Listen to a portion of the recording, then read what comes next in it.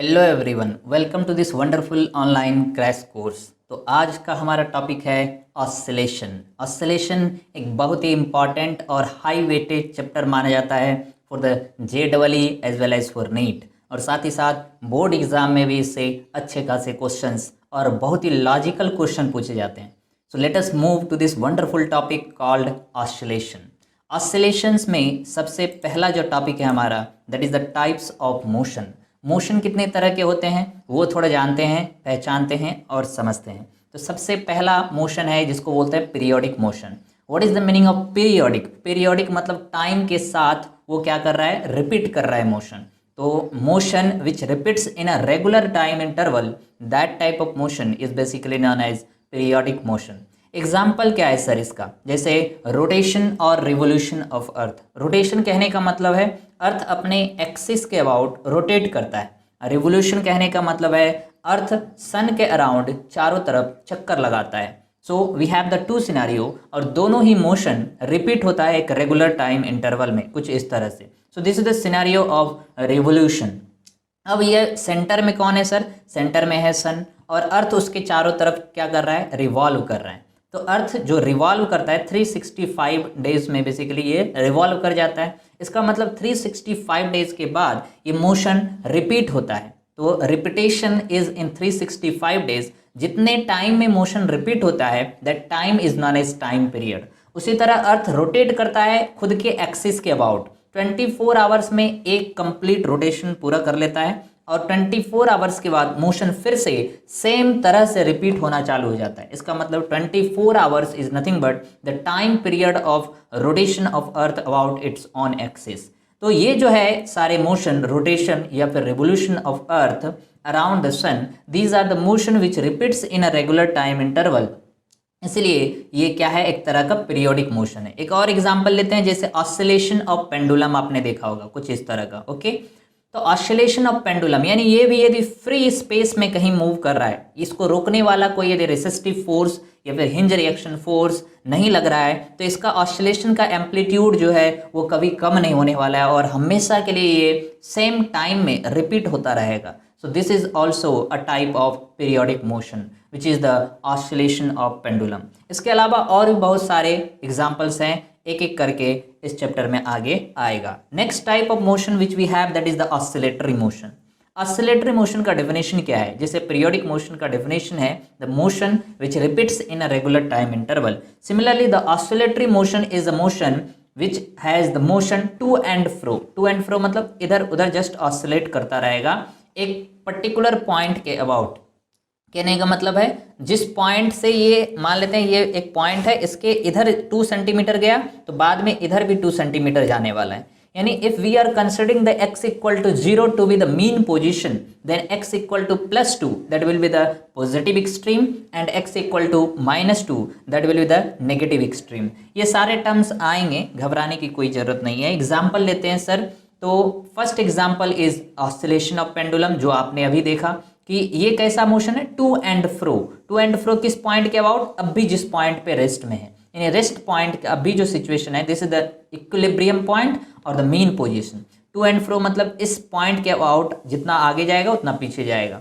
या फिर बोल सकते हैं स्प्रिंग ब्लॉक का ऑसिलेशन।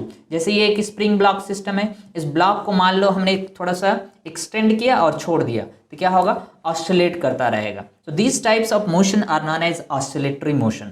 अब क्वेश्चन आता है sir, how we will identify mathematically whether the given equation is oscillatory और पीरियोडिक। इसका मतलब ऑसिलेटरी मोशन को आइडेंटिफाई करने के लिए कुछ मैथमेटिकल इक्वेशन है। What is that equation? वो इक्वेशन जो इस पर्टिकुलर इक्वेशन को फॉलो करे। यानी क्वेश्चन में आपको यदि कोई इक्वेशन दिया हुआ है और पूछा है कि जो इक्वेशन है ये ऑसिलेटरी मोशन को रिप्रेजेंट करता है कि नहीं, तो उस इक्वेशन को हम इस पर्टिकुलर इक्वेशन के साथ इक्वेट करेंगे। What is this equation? The force because of which the system is oscillating. जैसे यहाँ पे कौन सा फोर्स है जिसकी वजह से ये ऑसिलेट करेगा? That is the spring force. यहाँ पे कौन सा फोर्स है जिसकी वजह से ये ऑसिलेट करेगा? That is the gravitational force. Gravity उसको पुल करके नीचे लाता है, तो gravitational force. So that force must be equal to minus of some constant और x to the power n। अब x क्या है सर? डिस्प्लेसमेंट है। जैसे ये यदि मीन पोजीशन है तो यहाँ से कितना सेंटीमीटर आगे या फिर पीछे गया, सो x इज द डिस्प्लेसमेंट। और डिस्प्लेसमेंट नहीं, डिस्टेंस नहीं है, डिस्प्लेसमेंट है, यानी साइन के साथ हमको पुट करना है किसकी वैल्यू, एक्स की वैल्यू। बट यहाँ पे एन का जो वैल्यू है that should be odd number, यानी कोई एक इक्वेशन दिया बोला एफ इक्वल टू -2 x⁻³ ये ऑसिलेटरी मोशन है कि नहीं, हाँ है, क्यों, माइनस आना चाहिए और 2 एक कांस्टेंट आ गया और x का पावर कितना आ गया 3 विच इज ऑड नंबर। तो this is the general equation two represent the any kind of oscillatory motion. Now let us move to the simplified version of oscillatory motion known as the simple harmonic motion। तो definition क्या है simple harmonic motion का, the simplest form of oscillatory motion, यानी oscillatory motion का जो simplest form है उसी को बोलते हैं क्या, simple harmonic motion. What is the meaning of simplest form, simplest form कहने का मतलब है ये n क्या है, ऑड नंबर है, यानी ऑसिलेटरी मोशन का ये एक इक्वेशन है जिसमें n क्या है मेरा, ऑड नंबर है। तो ऑड नंबर कहाँ से स्टार्ट होगा, 1 से स्टार्ट होगा, तो 1 3 5 7 these are the odd number. इसका मतलब व्हाट इज द सिंपलेस्ट और the lowest value of n, lowest value of n is 1 and that is known as simplest value of what, simplest value of odd number या फिर simplest value for the oscillatory motion. तो simplest form of oscillatory motion का equation क्या हो जाएगा, force equal to -k into x to the power 1। तो simple harmonic motion एक ऐसा मोशन है जो इस पर्टिकुलर मैथमेटिकल कंडीशन को सेटिस्फाई करे। क्या मैथमेटिकल कंडीशन है सर, उस इक्वेशन में फोर्स इक्वल टू होना चाहिए माइनस सम कांस्टेंट और x का पावर 1 होना चाहिए। कहने का मतलब है force must be directly proportional to displacement, then only will term that particular oscillatory motion as simple harmonic motion. यानी बेसिकली ऑसिलेटरी मोशन का ही एक पार्ट है क्या, simple harmonic motion. But condition क्या है, ऑसिलेटरी मोशन में n जो है वो कुछ भी हो सकता है बट ऑड नंबर होना चाहिए, और सिंपल हार्मोनिक मोशन में n की वैल्यू हमेशा 1 होता है, that is force is directly proportional to displacement. और बीच में क्या है, माइनस साइन। माइनस साइन किस लिए है, यदि ये ब्लॉक हमने आगे मूव किया तो डिस्प्लेसमेंट पॉजिटिव होगा, बट स्प्रिंग किधर फोर्स लगाएगा, पीछे लगाएगा, यानी डिस्प्लेसमेंट और फोर्स का डायरेक्शन अपोजिट है, that's why we have the minus sign. Force is directly proportional to displacement along with the minus sign, that is force is opposite to the direction of displacement। Clear है। तो वो equation जो simplest form of oscillatory motion को represent करता है जिसमें force equal to -k into x हो, वैसे ही इक्वेशन को बोलते हैं सिंपल हार्मोनिक मोशन, और the motion represented by that equation is nothing but a simple harmonic motion. अब यहाँ पे एक पॉइंट याद रखेंगे कि all the simple harmonic motions are oscillatory but all the oscillatory motions are not simple harmonic. तो obviously simple harmonic motion क्या है, ऑसिलेटरी मोशन का एक पार्ट है।